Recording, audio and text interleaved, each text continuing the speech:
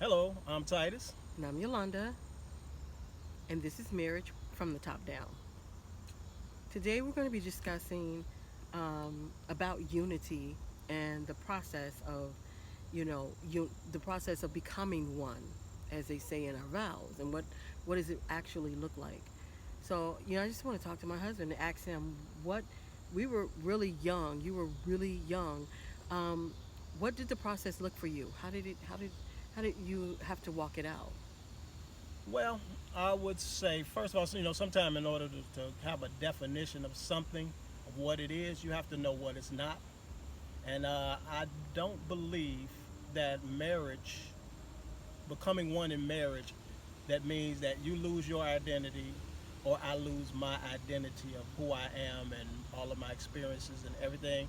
I don't believe it necessarily means that. It really doesn't mean that. But, it takes time sometimes to weld two different personalities and two different upbringings and all of these things up. And it actually takes a lot of work to become one. And we talked about in the previous episode about that triangle from God sitting at the top of that marriage triangle and the husband and the wife on the bottom. It actually takes both parties uniting with God's mission to become one because if everything that you know and all who you are becomes so important to you that it's more important than God's mission, that's when selfishness creeps in and we all are on our own agendas. So what I'm really saying is, in my mind, in order to become one, you have to concentrate on God's mission. You have to concentrate on his mission, else you won't be able to do it. So it takes him that process to become one, but I don't believe we lose our identity. What do you think about that, babe? I agree. Um, it really takes a denial of self. You can't be a selfish person and think you're going to have a great marriage. It really takes, it's that give and take that everybody talks about, but we kind of want to break that down and what it means and what it looks like in the process of the give and take because it's not always easy to deny yourself, especially when you start trying to work on becoming one, and now you're adding kids to the factor, which is a lot of people's situation. Some people, they don't have that, but it just makes things a little bit more complicated, and it really takes discipline and understanding that wonderful triangle of going back whenever you're tired, whenever you're weary, whenever it seems unfair, going back to the creator and relying on him to deal with your partner because you cannot fix anyone. That is never something that you can do. Say, well, I'm going to fix him. I'm going to make him better. Or I'm going to fix her. I'm going to make her better. You can't do that. That is called the work of the flesh. And of the flesh, when you sow to the flesh, of the flesh you shall reap corruption. Yeah, and I would say also that we have to understand. I can hear somebody asking the questions. Well, what if I'm doing everything I can to make it unified? I'm gonna be honest with you. It takes two to make to have real unity, because you know what, you can take a dog and a cat, put it together, and you got a union. But I guarantee you ain't got no No unity. union.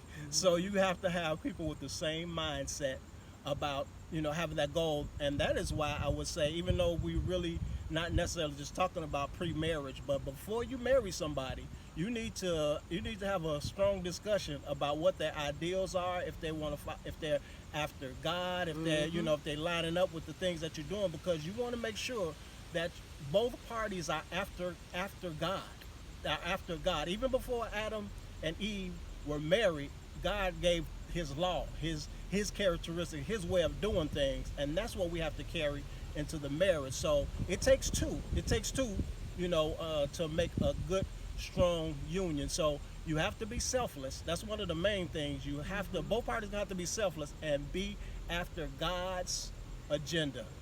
Right. We know we're talking to many of Christian people and maybe even some non-Christian people. We need to be after God's agenda to Mm-hmm. make this work like how it was meant to work from the beginning. And if you know anything about being a true child of God, a true Christian, it takes work just to be a saint. You got to deny Mm-hmm. yourself, deny your flesh, and all these things. It's not about agreeing with somebody on every single thing. You probably don't agree with everything that your mother said or did, or that your father said or did, or your sister and your brother, and you don't go to the courthouse to get a divorce from your brother, your sister, your mother. You just have to learn how to be gone.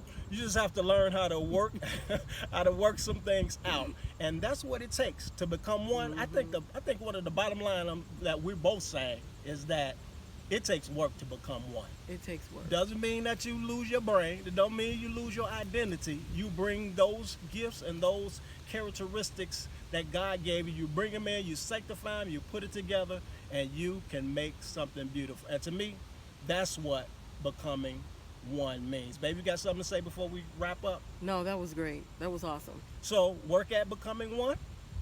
Focus. Put the work in. That's right. Be patient with each other, and watch God make you one. Thank you for watching another episode of Marriage from the Top Down. You can like it, love it, ask for more of it. You can look on YouTube or Facebook or wherever you can find it. Give us a like, a thanks, share it. We appreciate you. Amen. God bless. Peace out.